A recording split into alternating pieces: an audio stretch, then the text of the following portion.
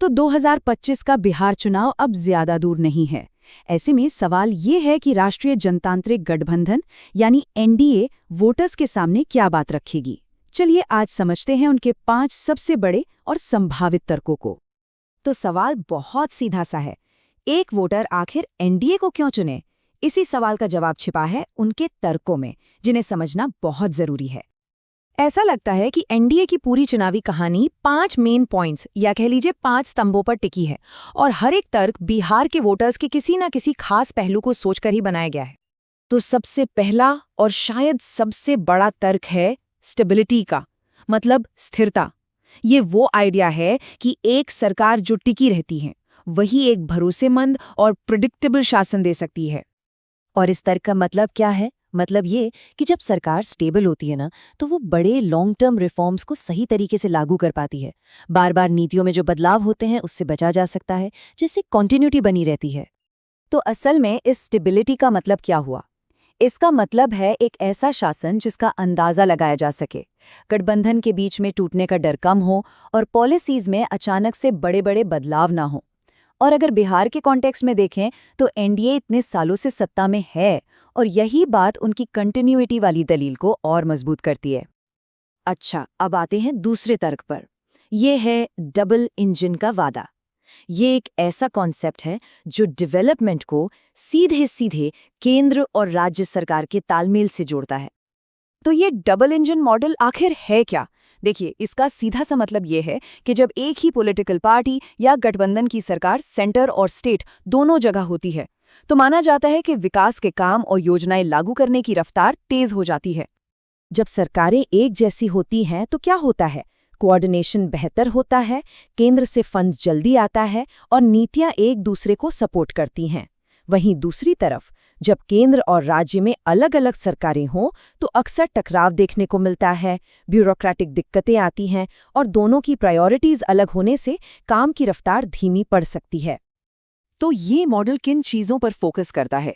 Infrastructure, जैसे कि सड़कें, बिजली, कनेक्टिविटी। फिर आती हैं केंद्र की बड़ी बड़ी योजनाएं, बेहतर सरकारी सेवाएं, और हाँ, नेशनल सिक्योरिटी पर एक मजबूत फोकस। चलिए अब तीसरे तर्क की बात करते हैं। ये तर्क बिहार के सोशल फैब्रिक यानी सामाजिक और जातिगत ताने बाने से जुड़ा हुआ है। इसका पूरा फोकस कम्युनिटी तक पहुंच बनाने पर है।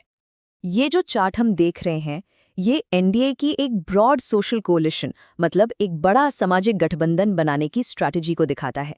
इसमें ईबीसीज, ओबीसीज, सवर्ण जातियां, आदिवासी समूह और दूसरे समुदाय सब शामिल है।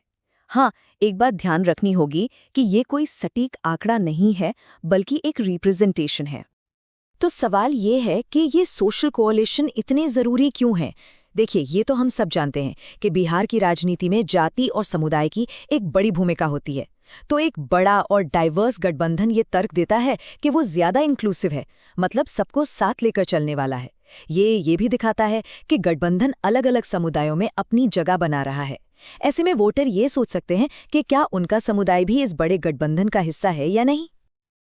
अब आता है चौथा तर्क, जो लोकल से निकलकर नेशनल और ग्लोबल लेवल पर जाता है।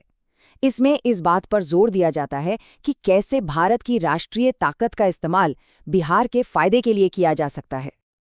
तो ये तर्क काम कैसे करता है? देखिए, इसकी शुरुआत होती है एक मजबूत केंद्र सरकार से, जो फिर देश में बड़े बड़े नेशनल प्रोजेक्ट्स चलाती है।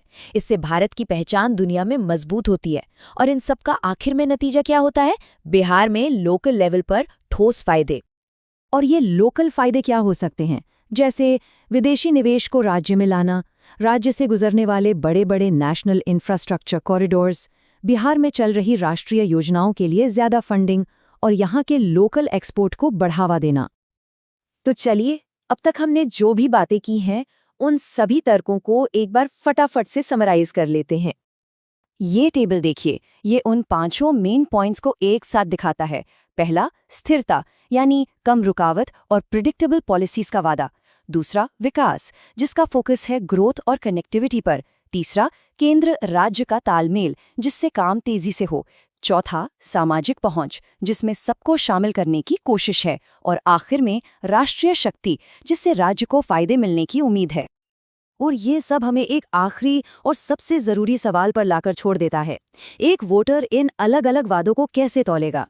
देखिए, हर तर्क का अपना वजन है, लेकिन आखिर में ये तो वोटर की अपनी प्रायोरिटीज़ पर ही डिपेंड करेगा कि कौन सा तर्क उनके लिए सबसे ज़्यादा मायने रखता है।